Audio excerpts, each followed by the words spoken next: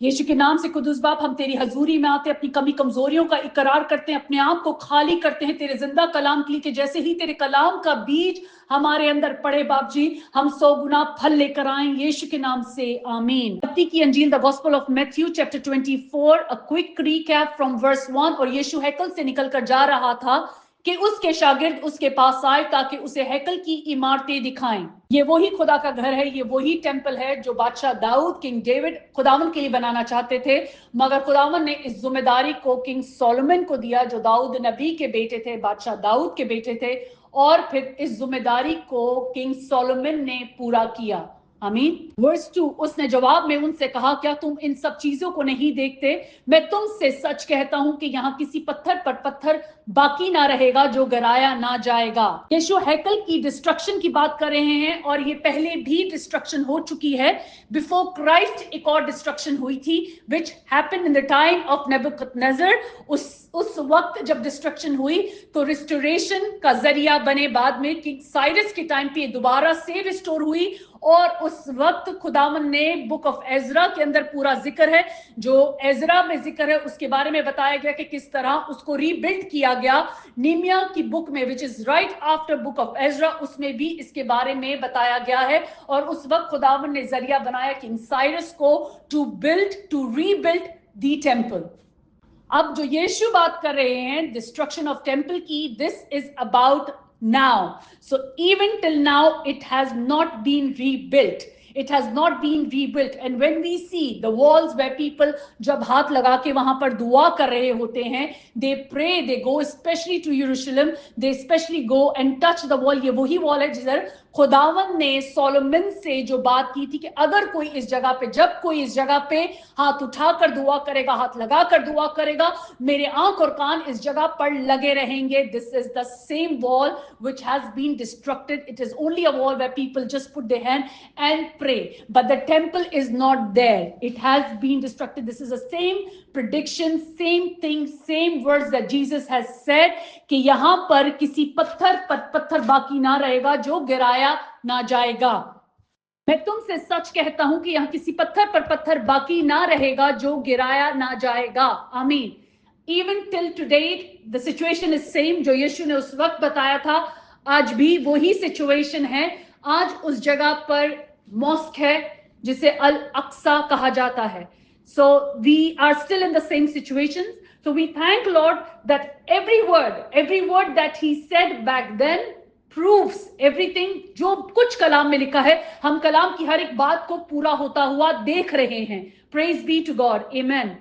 Verse 3, जब वो जैतून के पहाड़ पर बैठा था, उसके शागिर्दों ने अलग उसके पास आकर कहा, हमको बता ये बातें कब होंगी और तेरे आने और दुनिया के आखिर होने का निशान क्या होगा? यीशु ने जवाब में उनसे कहा कि खबरदार कोई तुमको गुमराह ना कर दे, क्योंकि बहुतेरे मेरे नाम से आएंगे और कहेंगे कि मैं मसीह हूं, और बहुत से लोगों को गुमराह कर देंगे और तुम लड़ाइयां और लड़ाइयों की अफवाह सुनोगे। खबरदार खबरदार, घबरा ना जाना, क्योंकि इन बातों का वाकई होना जरूर है, लेकिन उस वक्त खात्मा ना होगा, क्योंकि कौम पर कौम और सल्तनत पर सल्तनत चढ़ाई करेगी और जगह जगह काल पड़ेंगे और भूंजाल आएंगे, लेकिन ये सब बातें मुसीबतों का शुरू ही होंगी, आमीन। हमारी आज की study from Matthew chapter 24 verse 9। उस वक्त लोग तुमको अज़ा देने के लिए पकड़वाएंगे और तुमको कत्ल करेंगे, और मेरे नाम की खातिर सब कौमें तुमसे अदावत रखेंगी। Then they will deliver you up to tribulation.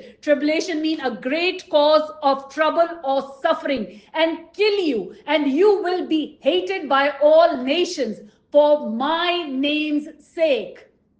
और तुम लड़ाइयां और लड़ाइयों की अफवाह सुनोगे, खबरदार घबरा ना जाना। सो दिस काइंड ऑफ जो जंगे हम आगे पीछे होते हुए देख रहे हैं, जो अफवाहें हम सुन रहे हैं, हम इंडिया पाकिस्तान को ले लें, हम पैलेस्टाइन और इजराइल को ले लें, these situations are based on religious ground। religious ground पे लोगों को मारा, कत्लो गारत किया जा रहा है, the way they are being killed, the way because of their beliefs। So today what we are supposed to do as a believer, we are supposed to be in praise। हमें क्या करना है? हमें दुआओं में रहना है, because persecution are coming। आने वाली अजियतों के लिए हमें दुआओं में रहना है। मैथ्यू 10:16, देखो मैं तुमको भेजता हूं गोया भेड़ों को भेड़ियों के बीच में। बस सांपों की मानद होशियार और कबूतर की मानद बेआजार बनो, मगर आदमियों से खबरदार रहो, क्योंकि वो तुमको अदालतों के हवाले करेंगे और अपनी इबादत खानों में तुमको कोड़े मारेंगे, और तुम मेरे सबब से हाकिमों और बादशाहों के सामने पेश किए जाओगे, ताकि उनके और गैर कौमों के लिए गवाही हो। लेकिन जब वो तुमको पकड़वाए तो फिक्र ना करना कि हम किस तरह कहें या क्या कहें, क्योंकि जो कुछ कहना होगा उसी घड़ी तुमको बताया जाएगा, क्योंकि बोलने वाले तुम नहीं बल्कि तुम्हारे बाप का रूह है जो तुम में बोलता है। आमीन। अकॉर्डिंगली टू द वर्ड, कलाम के मुताबिक यीशु ने हमें हर एक बात के लिए तैयार कर दिया है, और इस बात के लिए भी कि जो हम में बोलेगा वो खुदा का रूह होगा। मगर आज जब हम खुदा के रूह के साथ हमारी वाकफियत ही नहीं है, और अगर हम खुदा के रूह को जानते ही नहीं, हमें मालूम ही नहीं कि खुदावंद का रूह और उनकी गाइडेंस कैसे मिलती है, तो हम उस वक्त क्या समझेंगे। सो अगर आज हमारा रिलेशनशिप खुदावंद के साथ कायम नहीं है, तो हम किस तरह समझेंगे कि हमें आगे क्या करना है। अगर कलाम ही नहीं पढ़ा तो आगे कैसे पता चलेगा कि इन वक्तों में हमें किस तरह प्रिकॉशंस लेने हैं। क्यों 6:12 में लिखा है, a fight is not against flash and blood, कि हमारी ये लड़ाई जो है ये खून और गोश्त की तो है ही नहीं, बल्कि ये हुकूमत वालों की है, इख्तियार वालों की है, और इस दुनिया की तारीकी के हाकिमों और शरारत की उस रूहानी फौजों से है जो आसमानी मकामों में है। अब उनसे लड़ने के लिए हमें दुनिया के हथियार नहीं चाहिए, ना हमारे काम आएंगे। हमारे काम क्या आएंगे? खुदा के हथियार हमें बांधने हैं, ताकि हम उन बुरे दिनों का मुकाबला कर सकें। और वो हथियार क्या हैं? सच्चाई से अपनी कमर को कस के, रासबाजी का बख्तर लगा के, पाँव में सुलह की खुशखबरी तैयारी जूतियां पहनकर, ईमान की सपड़ लगा के ईमान में कायम रह के शरीर के जलते हुए तीरों को बचा सके, नजात का खौद रूह की तलवार लेकर हमें हर वक्त रूह में जागते रहना है।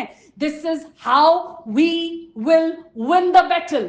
How can we win the battle? हमें यीशु ने रास्ता, सिचुएशन बताई कि ये होगा, तुम्हें ऐसे तैयार होना है, तुम ऐसे तैयार रहोगे तो तुम्हें कोई भी हिला नहीं सकेगा, क्योंकि हमारी बुनियाद किस पे है? On the rock. हमने अपने घर मिट्टी पे नहीं बनाए, बल्कि हमने अपने घरों को पत्थर पे बनाया है, ऑन अ रॉक। आमीन। Coming back to a study, Matthew chapter 24 verse 9, उस वक्त लोग तुमको आजाद देने के लिए पकड़वाएंगे और तुमको कत्ल करेंगे, और मेरे नाम की खातिर सब कौमें तुमसे अदावत रखेंगी, और उस वक्त वो तेरे ठोकर खाएंगे और एक दूसरे को पकड़वाएंगे और एक दूसरे से अदावत रखेंगे। And then many will be offended, will betray one another and will hate one another. आमीन। खुदावंद, हम तेरे जिंदा कलाम के लिए शुक्र करते हैं जो हमें हर एक बात के लिए तैयार करता है। तेरे पाक रूह के लिए तेरा शुक्र करते हैं। तेरे हर एक लफ्ज के लिए तेरा शुक्र करते हैं बाप जी। We submit us, our families and our coming days to you, Lord. Let your will be done, your kingdom come in Jesus' name. Amen.